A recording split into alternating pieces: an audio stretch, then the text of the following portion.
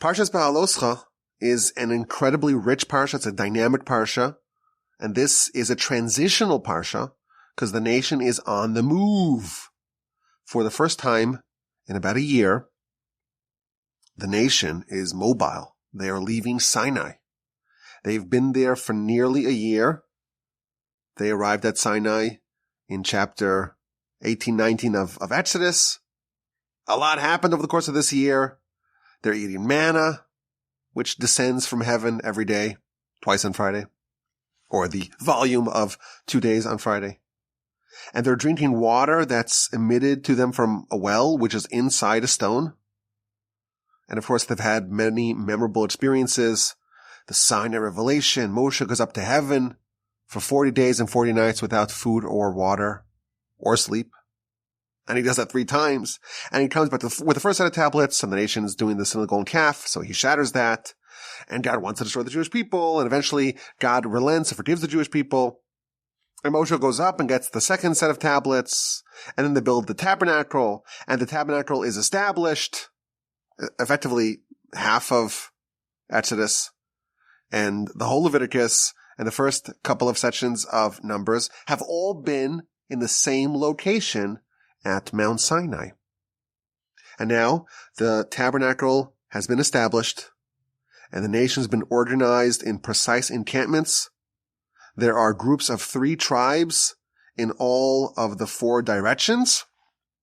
To the east, you have Judah, Yisachar, and Zevulun. To the south, you have Reuven, Shimon, and Gad. To the west, you have Ephraim, Manasseh, and Benjamin. And to the north, you have Dan, Asher, and Naphtali. And then in the middle, you have the Levite camp. And the Levite camp is also precisely positioned. In the east, near Judah, is Moshe and Aaron and his sons. In the south, near Reuben, is the family of Kahas, which includes, of course, Korach. We'll meet him in a few weeks. He's going to launch an insurrection against Moshe, and he's going to be joined with his neighbors from the tribe of Reuven.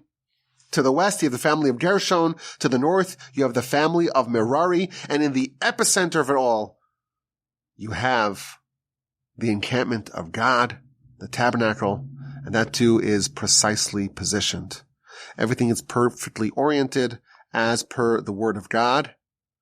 And when they encamped, they were laid out in this position, and so too when they traveled. Ka'asher yachanu ken yisou. They traveled in formation. And there's a very precise way that they decamped and disassembled the tabernacle and traveled. And if you piece it all together, this is what you discover. It started all with the cloud. They were enveloped really by 7 different clouds, Rashi tells us. And the clouds folded up. It's time to move. Now, a lot of things have to happen in rapid succession. This is like the maneuvering of a great army. The cloud first folded up and covered the encampment of Judah. He would be the first to travel. Him together with his other bannersmen, Yisachar and Zevulun. And then we have the trumpets. The Kohanim blew Moshe's 2 special trumpets, a tekiah, a true, and tekiah. And Moshe made the announcement of our Parsha, chapter 10, verse 35. And then the clouds began to travel. And then the first group, the first cohort of Judah, Yisachar, and Zevulun began to travel as well. And then Aaron and his sons entered the tabernacle and began the process of taking it apart. And they removed the curtain that separated the Holy of Holies from the sanctuary. And they covered the ark and the other vessels with the special covers that would sheath these vessels for the duration of the journey. They placed it upon poles. And then the Levites came in and they disassembled the rest of the tabernacle and they placed them upon the special wagons that the princes donated in last week's Parsha. And they followed. And then for the second time, the Kohanim blew Moshe's 2 special trumpets. And then Reuven, Shimon, and Gad traveled. And then Kahas lifted the ark and the other vessels that were covered and carried them on their shoulders. They cannot benefit from the wagons. They have to carry it manually.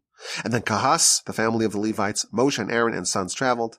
And then the Kohanim blew the trumpets a 3rd time, and Ephraim and Co traveled, and then a 4th time, and Dan and Co traveled. A very precise maneuvering of the camp, how it is assembled, how it is situated, how it is all laid out when they are stationary, and what is the precise step-by-step protocol of them disassembling, cleaning up, packing up, and leaving.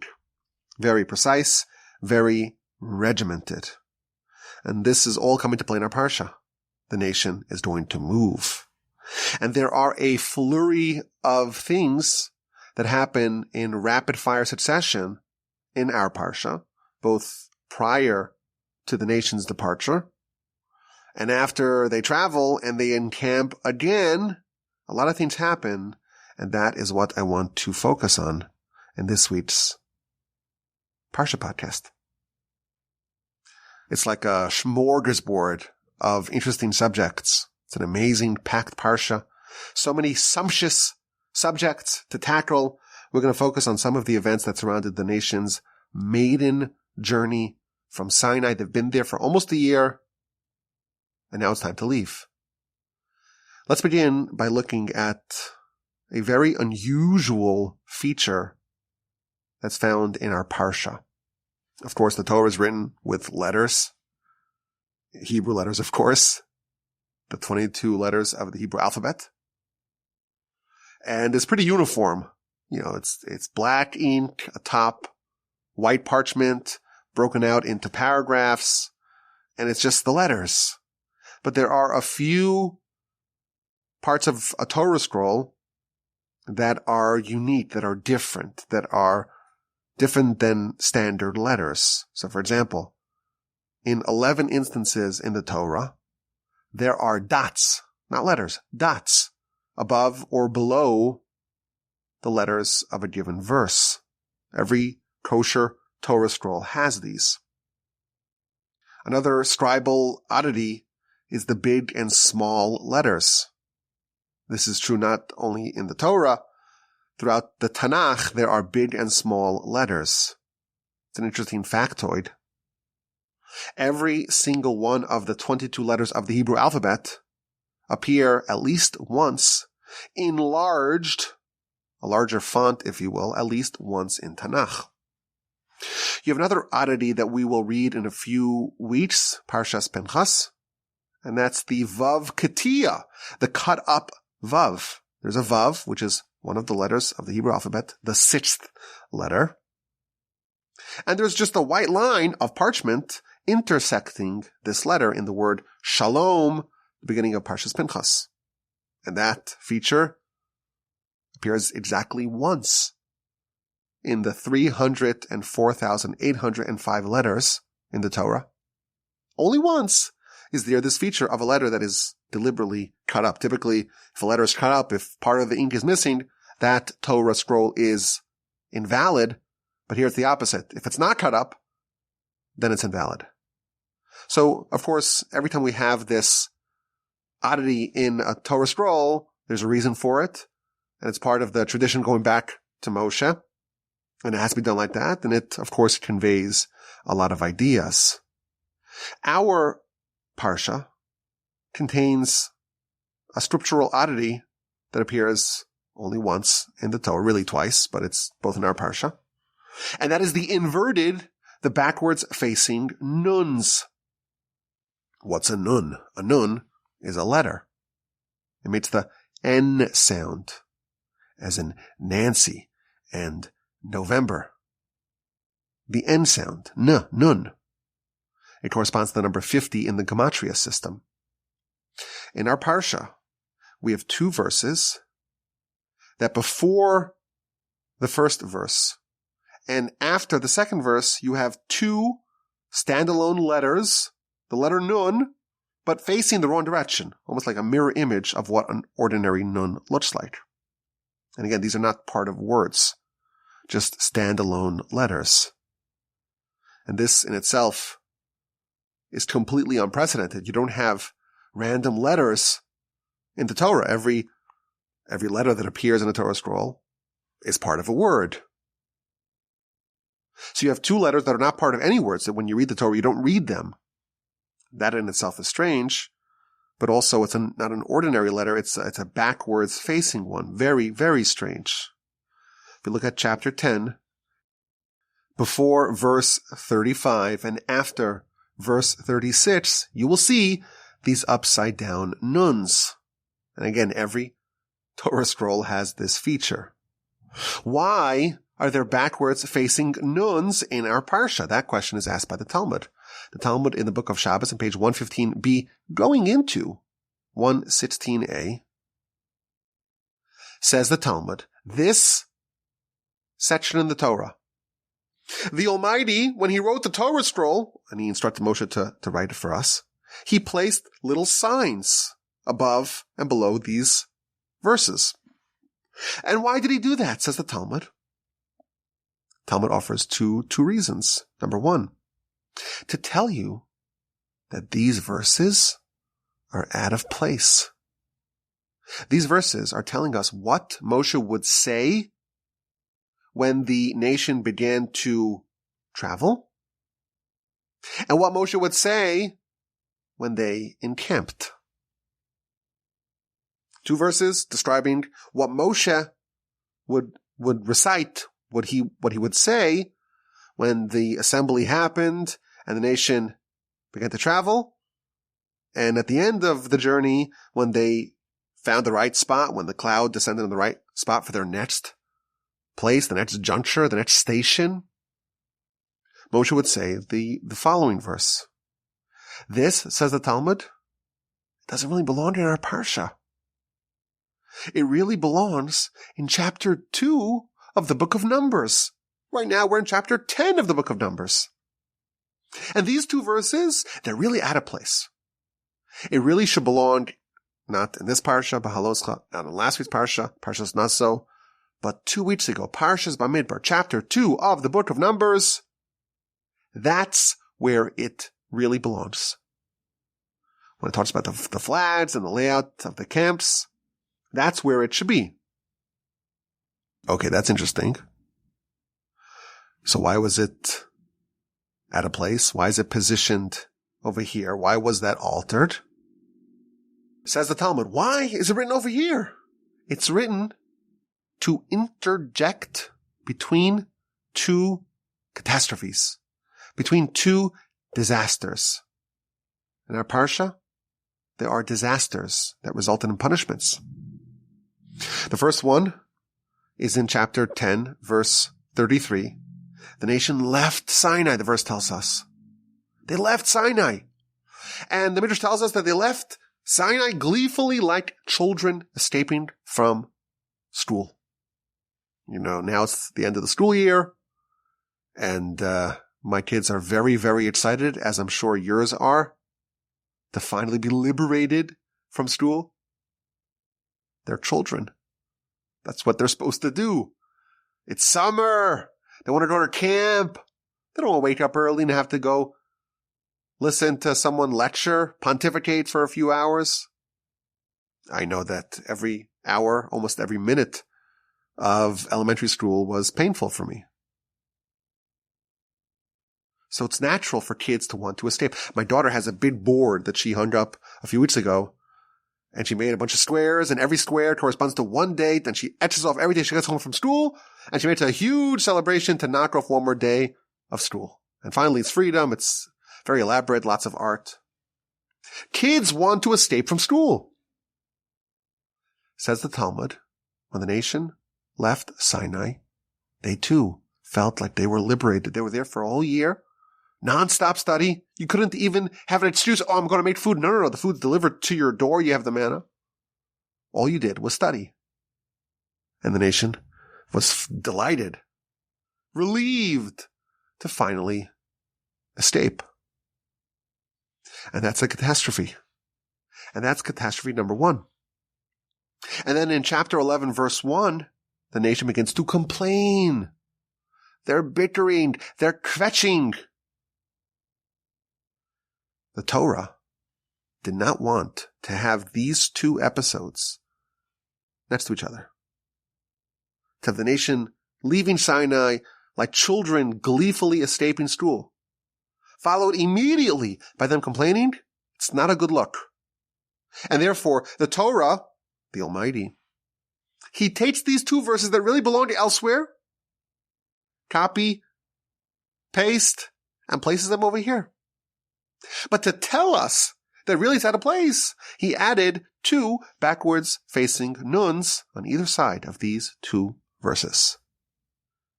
The Almighty artificially, this is what the Talmud's telling us, artificially disrupted the flow of events, and he interjected with a different section, and to mark that this section really belongs elsewhere, the Torah has these two nuns, so to speak, bracketing that section away.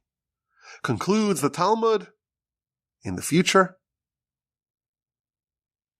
Rashi tells us, what does that mean?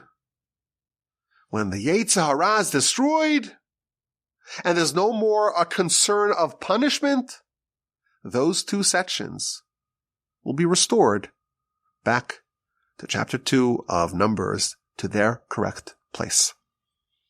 This is what the Talmud tells us. Fascinating. We have these two, again, a very unusual feature of our Parsha, two nuns facing the wrong direction. And that's because it's at a place, and it's there to interject between the two punishments. And in the future, it's going to be restored back to its original place. Now, I will note, if you're not happy with the layout of the Torah, you cannot do any editing yourself. This is the way Moshe wrote the Torah scroll 3,300 plus years ago. The Talmud tells us that the Almighty intervened, but this is the first reason why we have these nuns. The Talmud offers a second reason, which is that these two verses that are separated by these backward-facing nuns are really a book of their own. You think there are 5 books of the Torah? No, there are 7. There's Genesis, and there's Exodus, and there's Leviticus, and then you have at the end Devarim, Deuteronomy, and the book of Numbers is really 3 books. Before the nun, the backwards-facing nun, after the backwards-facing nun, and you have 2 verses, the verses that describe what Moshe said when the nation began to travel, and when they settle down in their new location. Those 2 verses are their own book. You can read it in a minute, in 12 seconds, a whole book in the Torah. This is a fascinating teaching in the Talmud. If you just saw a Torah scroll and you notice this feature, it's so unusual. And both of the ideas offered in the Talmud are super interesting, either that it was interjected here to break the succession of blunders of the nation, or because they serve as divisions for the next book of the Torah. Now, what's not so clear is, okay, according to both opinions, why is it the letter Nun? It could be any letter. Maybe it doesn't even need to be a letter. Maybe it could be some sort of dash, parentheses. Why are the nuns also backwards facing? These questions are not addressed by the Talmud. They are, however, discussed by the commentators. The Baal Turim, very nice piece, he says that if you count the letters of the 12 tribes, so you add the word Ruvain, that's five letters to the word Ruvain, Resh, Aleph, Vav, Vez, and Nun, and then 5 letters for Shimon, and then 3 letters for Levi. Just tally all 12 tribes up. You have 50 letters. And the Nun in the Gematria system is 50. Oh, and the Jordan that they want to traverse, the Jordan River, it's 50 cubits wide. And this is to symbolize that the nation comprised of 50 was going to cross the Jordan comprised of 50. Very interesting. Another idea that he brings is that if you count, listen to this, you count the amount of paragraphs between where this section is and where it should have been in chapter 2, verse 17 of Numbers. Just count the amount of paragraphs. It's 50 paragraphs earlier. The correct location for these 2 verses is 50 paragraphs earlier. And therefore, the letter Nun, which corresponds to the number 50, that's why it's the letter Nun. Oh, and if you just had the letter Nun, you would think it's 50 to the future, 50 paragraphs ahead. And therefore, it's backwards facing to tell you that no, it's 50 paragraphs earlier, not 50 paragraphs later. Now, there are other commentators here as well. I won't tell you about this. I'll encourage you to read it. It's a very long piece. There's a very, very Kabbalistic comment by Rabbeinu Bechaya. Very advanced. It is a subject, I will tell you, that we did speak about in the past, but he weaves it all together very beautifully. The Maharsha tells us that the letter Nun always symbolizes downfall. The word nofel means to fall, and it starts with the letter Nun. And therefore, if we're talking about these blunders, these mistakes that the nation made, you put a letter Nun, and it's facing backwards to reverse the fall. Oh, and according to the second opinion, that tells us that it's a standalone book. We know that the Torah is the Almighty's wisdom, and the Almighty's wisdom has 50 gates of insight. And even these two verses that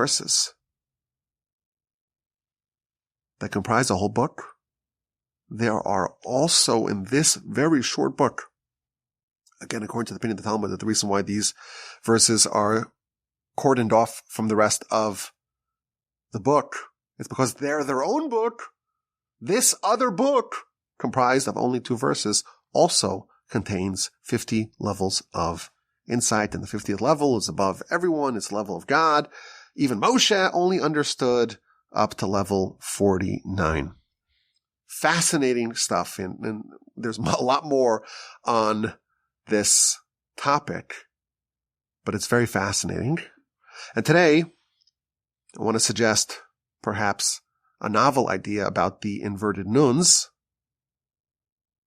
But before we propose the idea, let us look at some of the other things that happened surrounding this maiden voyage of the nation from Sinai. So if you look, chapter 10, verse 29, all the way through 32, you'll see a very strange exchange between Moshe and his father-in-law. Of course, Moshe's father-in-law, Jethro, appears many times in the Torah. In the beginning of the book of Exodus, Moshe marries his daughter, and then he joins the nation. He appears a few times in the Torah. And now, before the nation leaves Mount Sinai, Moshe tries to persuade Jethro to join the nation in their journey. He tells him, we're going to the land of Israel. Again, they are under the impression that the conquest of Canaan is imminent. Come join us, Moshe tells Jethro, and we'll do good to you. Moshe gives you an invitation. It's an offer you can't refuse. Or is it? What does Jethro respond? No. If you're a son-in-law, even if you're really powerful and influential and prestigious like Moshe, the father-in-law can still tell you no, evidently. No, says Jethro. I'm going to go back to my land. I'm going to go back to my homeland. Well, it seems like the subject is settled. But Moshe does not take no for an answer. He says to him, don't leave us. You will be for us as eyes. And when you come with us, we'll do good to you. And whatever God does good for us, we will extend that goodness for you. So we have 4 verses here, this extended conversation between Moshe and Jethro. Moshe says, come. He says, no. He says, please come. You'll be an eyes for us and we'll do good for you. And that's where the dialogue ends. The Torah does not tell us what happened to Jethro, but when we explore Jethro's story from other sources, we discover that he actually did not accede to Moshe's request, and he left. He went home. It's a fascinating thing. Moshe really wants Jethro to join. Jethro says no, and Moshe persists. Why? Why is Moshe so insistent that Jethro remain with the people? Not everyone has an adversarial relationship with their in-laws, but when he tries to get him to stay, Jethro demurs. And Moshe follows up. Moshe seems very committed, very determined to have Jethro remain with the nation. Why is it so important? Moreover, Moshe tells Jethro, you will be for us the eyes. You'll serve as eyes for us. So what does that mean? Rashi offers a whole bevy, a plethora of explanations. You will enlighten us. You'll be precious to us. Still, it's a very interesting use of term. Moshe is deeply invested in Jethro staying, and when Jethro objects, Moshe pushes his case. Typically we're told that you're not supposed to push your case too hard. We don't run red lights to make the flight. When you see pushback on your plan, it may be the Almighty telling you, well, maybe try something else. Yet Moshe persists. He pushes his case. Why is it so important that Jethro join? And why is Moshe labeling Jethro as the eyes of the people? Now, ultimately, Jethro does leave, and the nation leaves Sinai. And they leave gleefully like children escaping school. And then we have the section with the two backwards facing nuns, and chapter 11 begins, and the nation is experiencing spiritual bankruptcy. All hell breaks loose. They start complaining, we're going too fast. They're like looking for something to complain about. And then a fire consumes some at the edge of the camp. And then verse 4, they complain for meat. They're craving the meat. We remember the fish, and we remember the meat. And what about the wet watermelon? What about the garlic and the onions and the cucumbers that we used to eat in Egypt? And now we're so sick and tired of the manna. They've been eating manna for a whole year, and no one's complaining. And now they leave. Chapter 11 begins. Spiritual bankruptcy, and they start to complain and to kvetch and to be nostalgic for Egypt. And we used to have all this meat and all this fish and the cucumbers. They're lamenting the Exodus. They're regretting the Exodus. We remember all the delectable food in Egypt. And these foods, in particular, Rashi tells us the manna was a magical food. It would take on the flavor of whatever food you imagined, except for these 5 foods. These 5 flavors you cannot port over to the manna. And the nation starts complaining. And it's kind of jaw-dropping. The nation was enslaved in Egypt. They were tormented and oppressed and suffered unimaginable torture. And now they have manna. It's a very wonderful and convenient food. But they don't have the flavor of the onion and the garlic and the cucumber and the watermelon and the leeks. And that's enough for them to say, we look back, I remember Egypt. I want to salivate over the food we used to have there. It's kind of strange. This great nation, they just leave Sinai, and right away they start to crave Egypt. And we know things were not rosy in Egypt. They were enslaved. They suffered infanticide, oppressive labor, servitude. Why is not having a little bit of flavor, why is that sufficient to make them eager to maybe even go back to Egypt? Now you do recall that in Egypt, 80% of the nation didn't make it out. They didn't want to leave. They wanted to remain in Egypt. And the people that did leave, they are the 20%. They are the ones that chose to leave. But nevertheless, right after the first trip from Sinai, the trouble begins. They have some slight hardship. It's not pleasant to have all this travel. And that triggers these fond memories of Egypt. And they start to think about all the food. What is going on over here? Now what happens next is also quite perplexing. God gets angry. Moshe is disappointed. He hears them crying. He's not happy. And he makes an astonishing statement. He tells God, why did you do bad to me? Why did I not find favor in your eyes? You want me to take this whole nation and take care of them? Did I conceive this nation? Did I give birth to this nation? Am I like a parent, like a mother to this nation? They all want meat. How am I supposed to deliver meat for this whole nation? I cannot bear the weight of this nation myself. I can't do it. You want me to be the sole leader of the people? I can't. So if they're going to remain the way they are, and it's just me over here, just kill me, Moshe says. Unbelievable verse. If you're insisting on doing this to me, just kill me. The nation leaves Sinai, and things devolve very rapidly. And Moshe effectively resigns. It's too much for him to handle. The nation's complaining, they're asking for me. Moshe's done. This is a stunning development. Moshe has reached his breaking point. The humblest of men, the most patient of men, the most empathetic of men. He's done with the nation. And he tells God, either you give me a backup or you kill me. I can no longer do this on my own.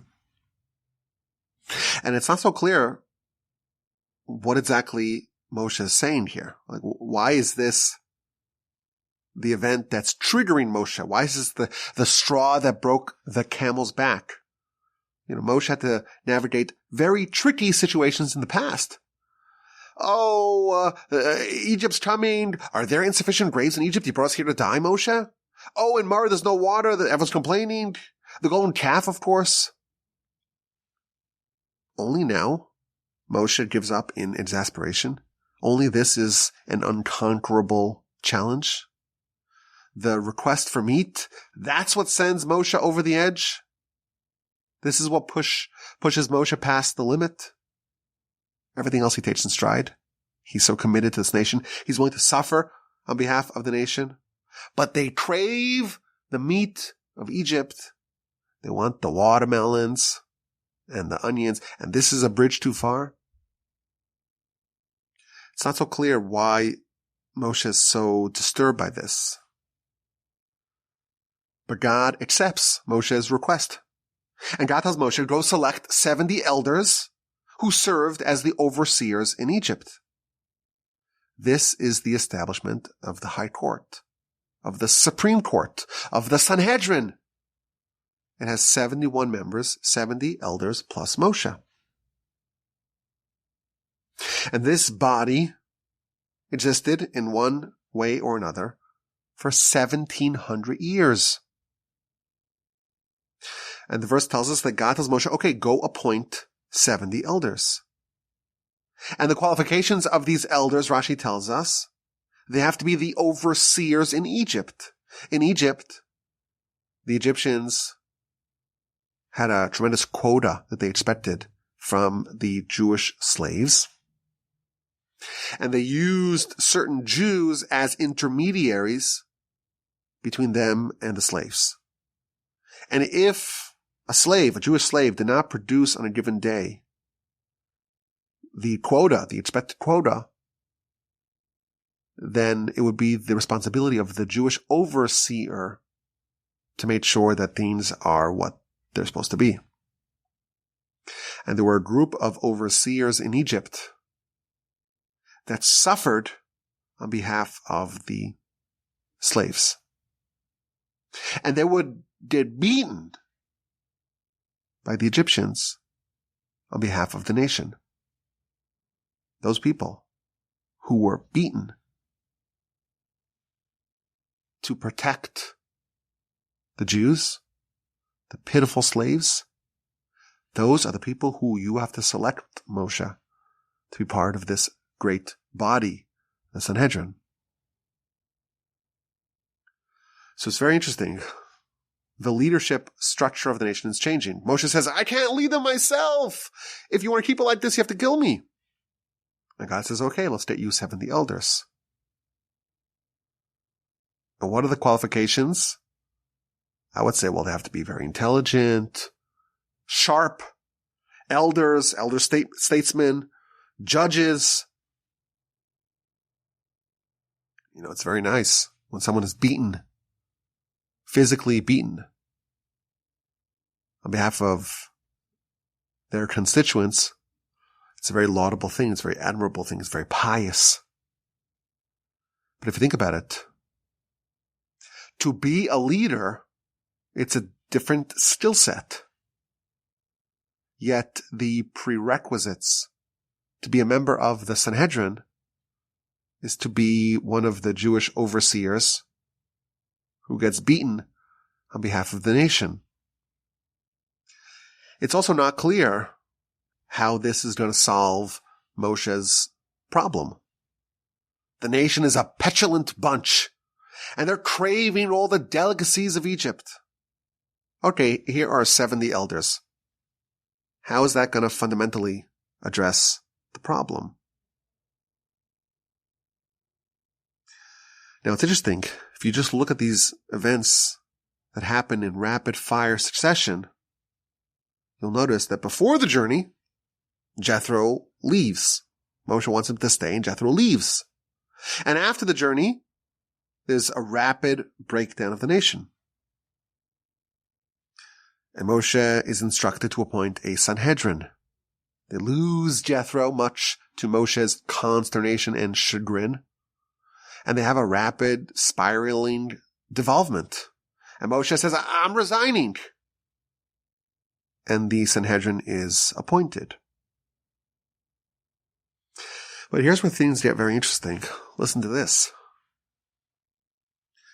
Moshe tells Jethro, come join us. He says, no, sorry, I'm not joining. And Moshe persists. We want you to come with us. You'll be our eyes. Moshe is trying to sweeten the deal. You'll be our eyes. Now, this doesn't clinch the deal, and Jethro leaves. But Moshe wanted Jethro to stay and to serve a very specific role, to be the eyes of the nation. What that means, we don't know. But Jethro was designated to be the eyes of the nation. Now listen to this. Jethro leaves, and things just all fall apart. And Moshe gives up, and then he appoints a council of 70 elders. He appoints the Sanhedrin. The Sanhedrin, we're told later on in the book of Numbers, chapter 15, verse 24, they are called the eyes of the nation. Isn't that interesting? Jethro, stay with us. You'll be the eyes of the people. He leaves and things really go poorly. And Moshe resigns. And God says, okay, I'll give you backup. I'll give you eyes of the people. This cannot be a coincidence. Moshe is desperate to have Jethro remain with the nation. And Jethro initially rebuffs his first plea. And he tells him, well, you'll serve the vital role of being the eyes of the people. And he still is not interested for whatever reason. And when Jethro, the eyes of the people, leaves, disaster strikes. And Moshe says, I cannot do it alone. God responds, appoint 70 elders. These slave overseers in Egypt who were struck by the Egyptians on behalf of the nation, they're going to stabilize the nation. You lost Jethro, the would-be eyes of the nation. In his stead, appoint the 70 elders. They will be the eyes of the nation. A fascinating symmetry in the story. Of course, this raises another question. What does it mean to be the eyes of the nation? And how exactly do both Jethro and this council of 70 elders, former slave overseers in Egypt, the Sanhedrin, how do they qualify? I want to suggest an approach. The nation spent years, decades, centuries in Egypt. And it was very unpleasant. And it went from okay to less than okay to bad to downright awful. And they were saved. And there were miracles. And the says, the 10 plagues. It's time to go. 80% stayed behind. 80% could not muster up the courage to leave. They were too entangled in Egypt to leave. Only 20% made it out. These were the people with a very strong Jewish identity. They remembered Abraham, Isaac, and Jacob, and this whole dream of being an independent nation and going back to the land and fulfilling the Abrahamic destiny. These 20%, they retained the ember of Abraham, and they were worthy of redemption. And they left. And God manipulated the Egyptians to follow in hot pursuit. And there's the standoff at the sea, and the sea splits, and the nation walks in dry land amidst the seawall.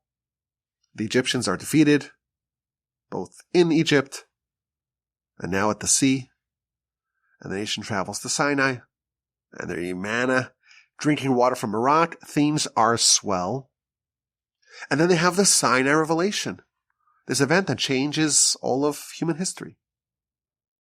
And it seems like they have placed sufficient distance between their current selves and their former selves. There's no longer any connection between these people and Egypt. They have removed, eviscerated, evicted any association that they had previously harbored to Egypt from within them. They're in the clear. The enemy has been defeated. And you know what? They spend an entire year at Sinai. And all seems well. And Jethro joins. Jethro has an interesting background. He used to be a high official of Pharaoh. He was part of Pharaoh's council. And when Pharaoh proposed the policy of Jewish genocide, Jethro objected, and he opposed this plan.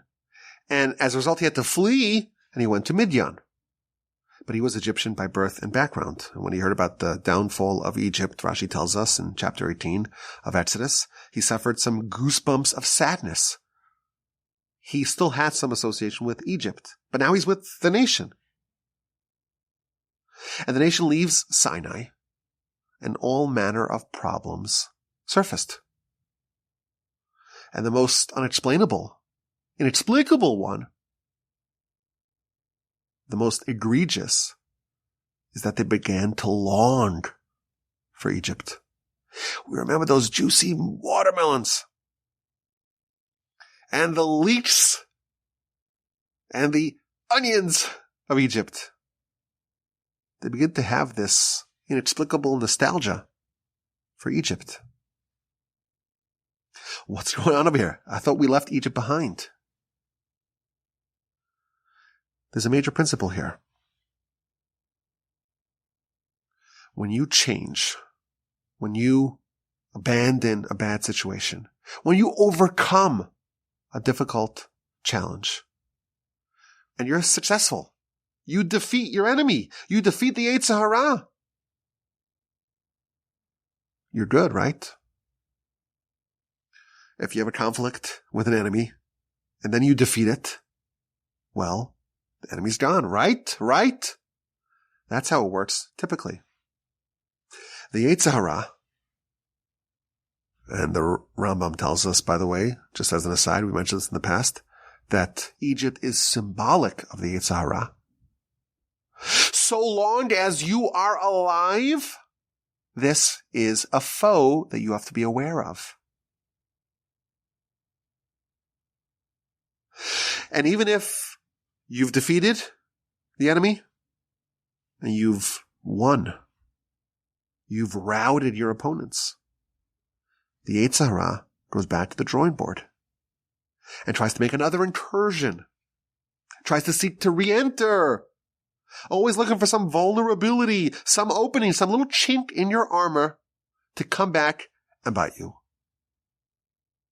When you defeat the enemy, this grand enemy, the enemy of our life, the formidable foe of our lives, that does not allow you to rest on your laurels and get complacent and lose your vigilance. You must maintain vigilance and continuously keep the Yetzer Hara, the evil inclination, the enemy suppressed, or else it will surface and pose a new danger. And specifically when you are in a transition space, when they're at Sinai, things were fine. But whenever they leave Sinai, whenever you're in a transition space, whenever you're in an unsettled state, that's always a point of vulnerability. The Midrash tells us that the Yetzer Hara sits at a crossroads when you're traveling. You're more exposed. You're more vulnerable. And you perhaps can be attacked. That opening can be exploited by the Yetzer Hara. And that enemy that you defeated can rise again to threaten you. And we'll see what happened. They leave Sinai. And immediately, they're vulnerable. And they start to complain. And where's the meat? And where's the onions? At Sinai, they became a cherished nation. A kingdom of priests, a holy nation. And now they're craving the legendary, memorable Egyptian cuisine. That association they had with Egypt that they thought they defeated. Somehow it resurfaced. Somehow it reared its ugly head.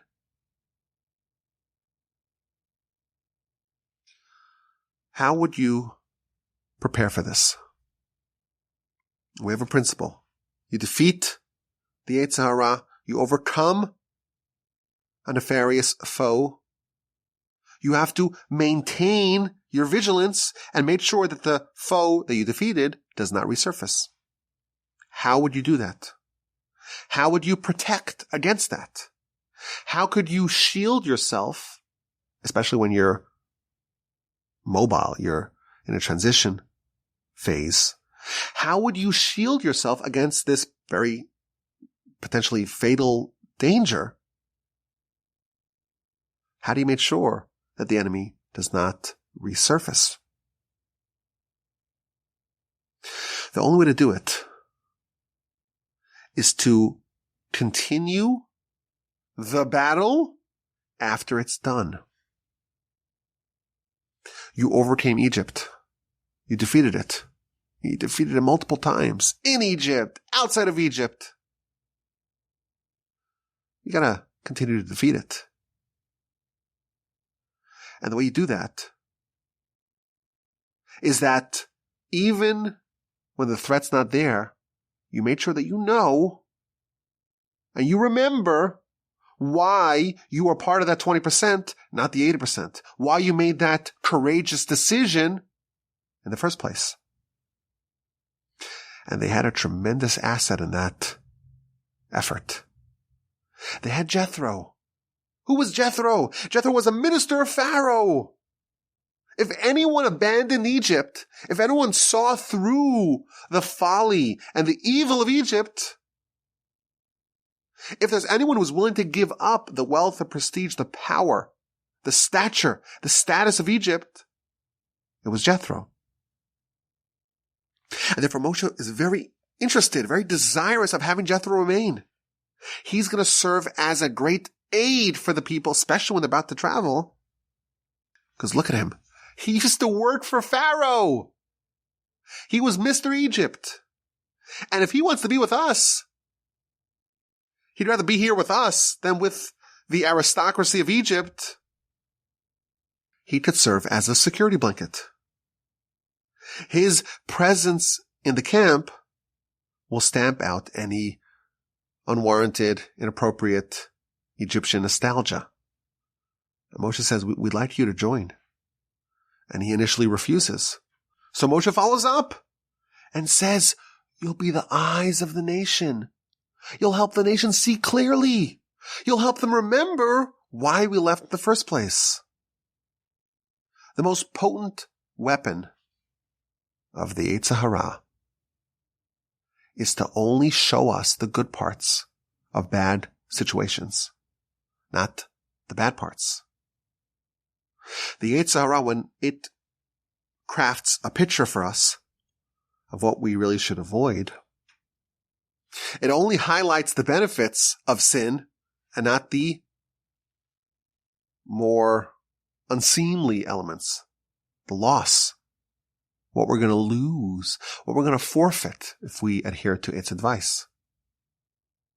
How many people lost everything? Their family, their job, their standing, their reputation, because of a silly mistake, a stupid mistake that they made. These are intelligent people, capable people. And they give up everything for what? Their family, their children, everything. For what? How can someone make that decision? The only way they could do it is if at the time of that decision, they only saw the positive of what they're about to do, not the negative. That is the weaponry of the evil inclination. It makes you see only the positive, only the excitement and the enticement of what it is offering you. It doesn't show you what you're going to have to forfeit. The Yetzer distorts people's vision. It shows them a doctored picture. It makes sin and succumbing to temptation appear to be just, wow, so exciting. And avoiding that doesn't seem like a good idea. And all the negative inherent in that is ignored, is not present. The Yetzer Hara can make you want and crave Egypt. Think about that. A place where they murdered babies and enslaved people from morning to night and unleashed all manner of cruelty and torture upon the nation. And the Yetzer Hara can get a person to say, oh, I remember, it was so amazing. Egypt, the worst of times, can be made to appear as the good old days. How do you fight against this enemy?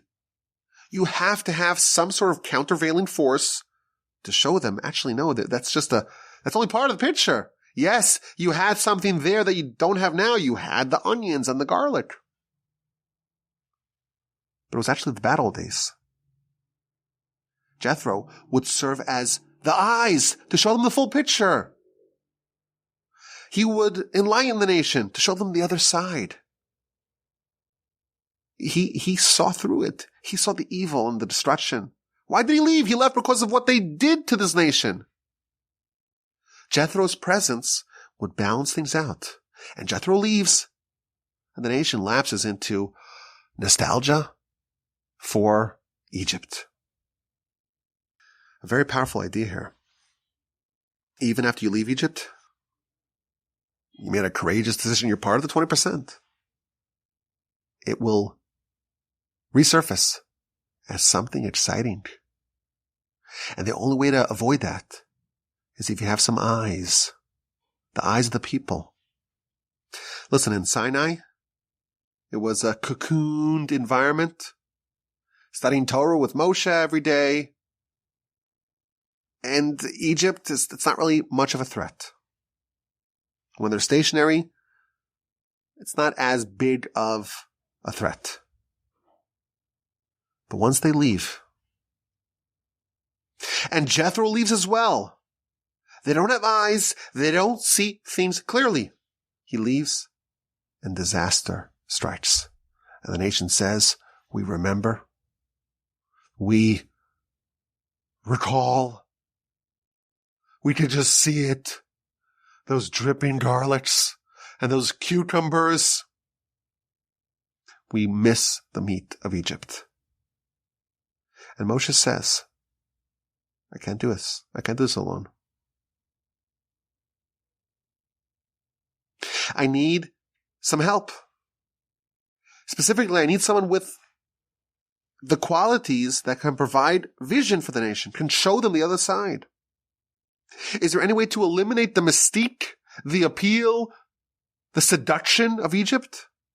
Is there anyone here who could show us, who could remind us, who could serve as a visual, as an image of how bad things were in Egypt? God says, okay, appoint 70 elders. And what are their qualifications? Are they great sages, very talented, very charismatic, very intelligent. That's not what it says. I want people that were beaten by the Egyptians. The people that physically bear the scars of the evil of Egypt. Those are the people that I want. Those people, they will serve the role that you wanted Jethro to do. They will be our eyes. They will help balance out our evaluation of Egypt. And remember, yes, there were watermelons there. And you had some foods and flavors that you don't have now. But that's only one side. And if you only have one side of the picture, even Egypt can be exciting and appealing and desirous. To balance it out, you have to have clear vision. If we don't have Jethro, let's have these elders covered in scars, withered, beaten by their experience in Egypt. They're leaders. And if everyone sees them, that will stamp out the appeal, the drive, the excitement to go back to Egypt. Jethro, Moshe wanted him to stay because he would fulfill a very vital role to help the nation see the other side, to counteract the fiction that the Yetzer Hara spins, that Egypt was a place where we sat down and ate meat and munched on watermelons. In the middle of this, we have the backwards facing nuns. And the nun, we're told, it symbolizes falling, faltering. What do you do to avoid faltering? You have to look back. And look back with both eyes. And recall the devastation of your previous self. If you don't do that, you are at a risk that you will fall. You are at a risk that you will lapse into your previous pattern of behavior. The Yetzer Hara is not our friend.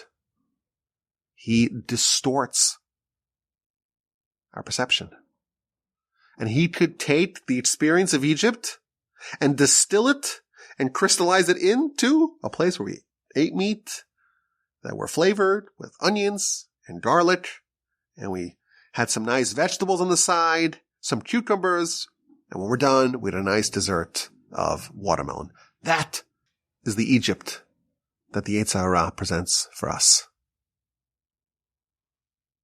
You go look back at Egypt with that distortion and be desirous of it. And look back at it fondly, even when it was objectively bad. Now, the Talmud tells us, eventually, when the Yetzer Hara is defeated, this story could be changed. These passages in the Torah can be restored back to their previous place because we'll no longer need the lessons of the backwards facing nuns. I think there's a lot of very important lessons for us here. Our nation in our Parsha craved Egypt.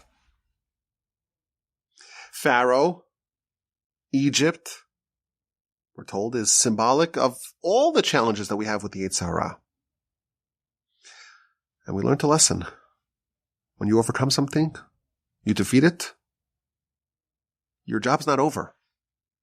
You have to prevent it from bubbling to the surface again.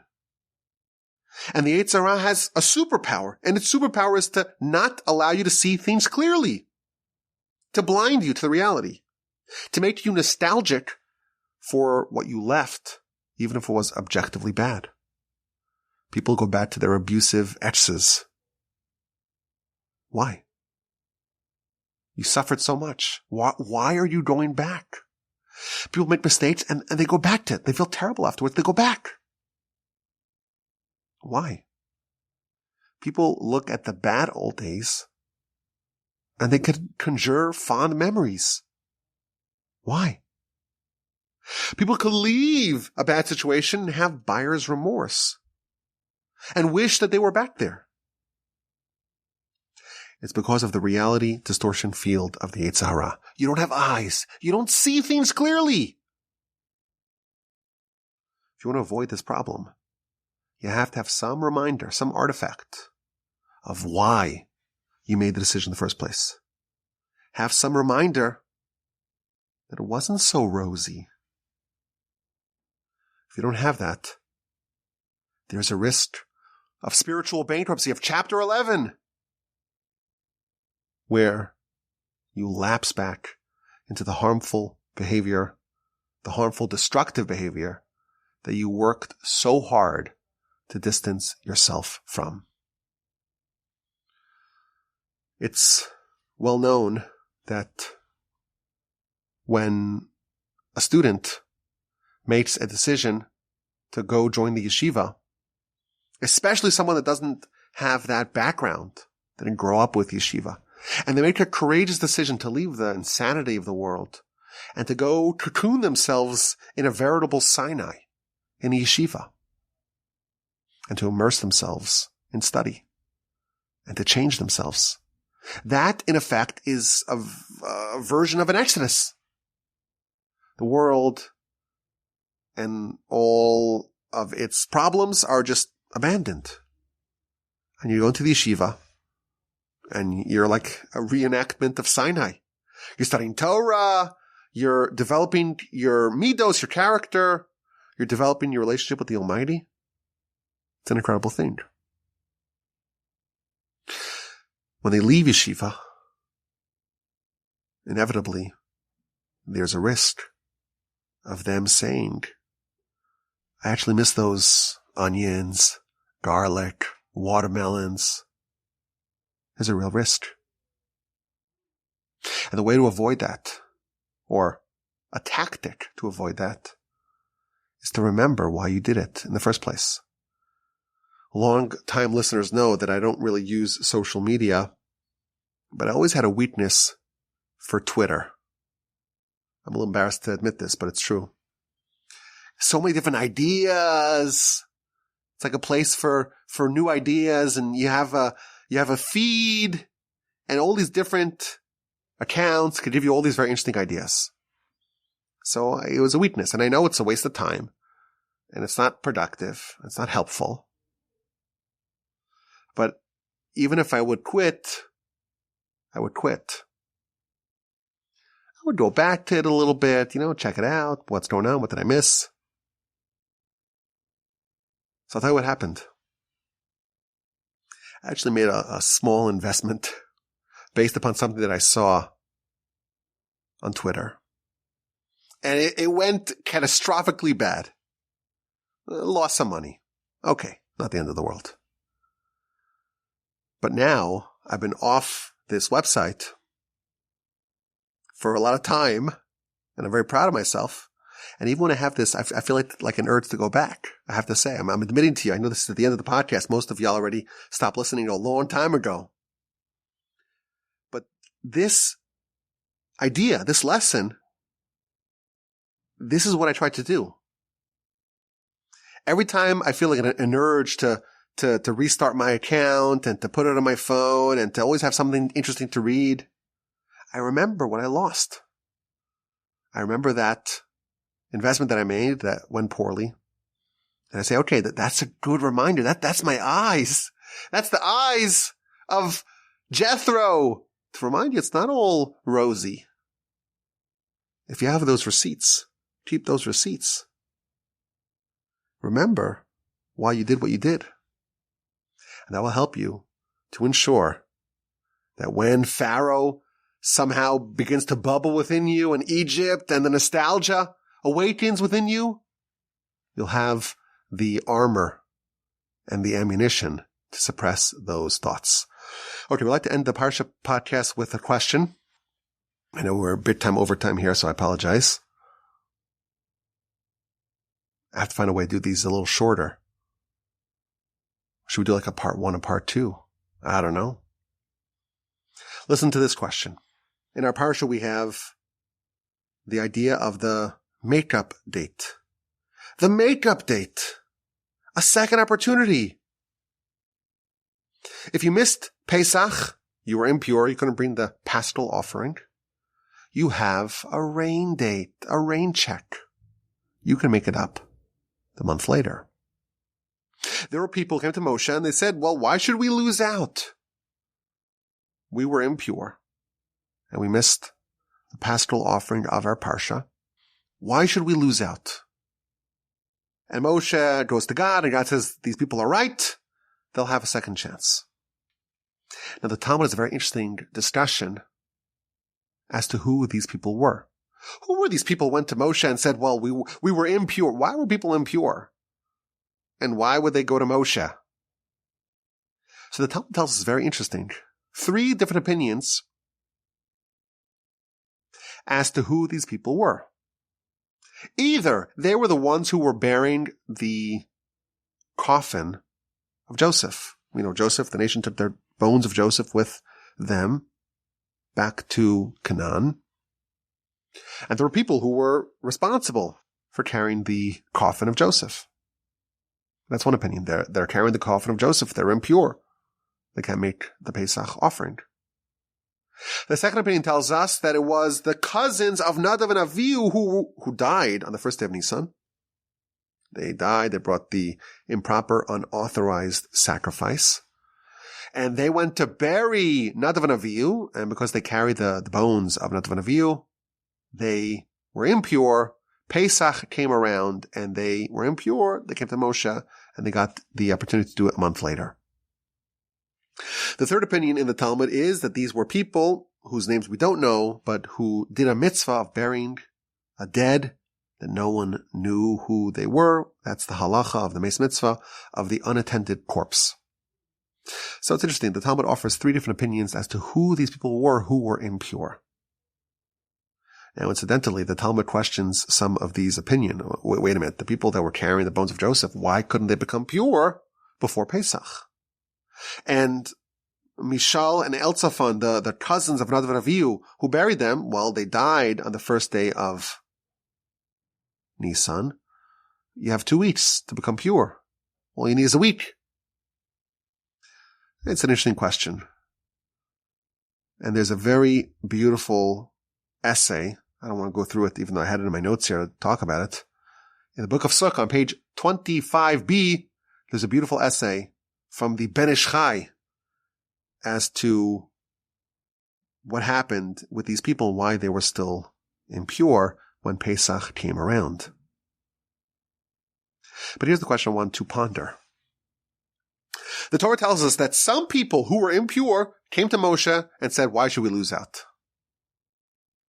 Why should we lose out? We should lose the opportunity to do this mitzvah, the paschal offering. We want a second chance, a second crack at it. And the Talmud says, well, who were these people? Either they're the ones who were carrying the bones of Joseph, or the cousins of Nadav and Avihu who were burying them, or someone who buried a base mitzvah, who buried an unattended corpse. 3 answers that the Talmud offers. All of those 3 were doing a great mitzvah. The Talmud could have said, well, who was it? It was some random person who touched a dead body. It was a random person who was in the room, in a tent, in an enclosure, at the same time as a dead body. Like, why is the Talmud trying to figure out who it was? And it offers 3 different answers. Why can it be? Well, there's loads of people who are always becoming impure. Why does the Talmud have to find people that were doing a mitzvah and became impure as a result? And they were the ones who came to Moshe with this question, why should we lose out? Evidently, the only kinds of people that would qualify to fit into this story are people that were impure due to a mitzvah. And the question is, why? And there are some answers very quickly. There's an idea that if someone does one mitzvah, they are impelled. They feel an urge to do a second mitzvah. And thus, perhaps you can say from the fact that they were so desirous of doing the paschal offering, it must be that the only reason why they were impure was due to a mitzvah. Alternatively, these people come to Moshe and say, well, why should we lose out? Why should we lose out? You should lose out because you're impure. Life's not fair. If they were doing a mitzvah that made them impure, there's no way you can lose out from doing a mitzvah.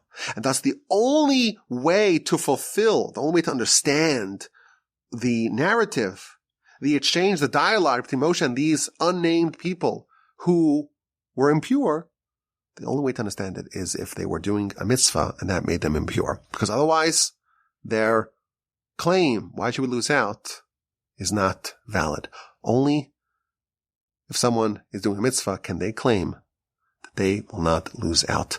I appreciate your attention. I know we went a little bit over time, a little bit longer than we typically do, and I apologize for that.